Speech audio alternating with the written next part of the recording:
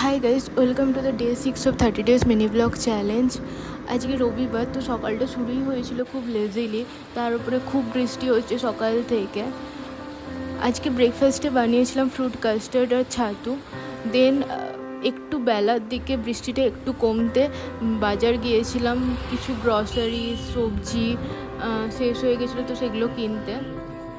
কাল গণেশ চতুর্থী থাকায় রাস্তাঘাট এখনও সব সেজে আছে। আমার পিজিতেও কালকে পুজো হয়েছিল। দিনের বেলায় সেরকম কিছু বোঝা না গেলেও রাত্রেবেলায় বেশ সুন্দর লাগছিল। দেন পিজি ফিরে আমার একটা পার্সেল এসেছিলো, সেটা কালেক্ট করে লন্ড্রি করে নিই। দেন লাঞ্চে আজকে বানিয়েছিলাম খিচুড়ি, ডিম ভাজা আর বেগুন ভাজা।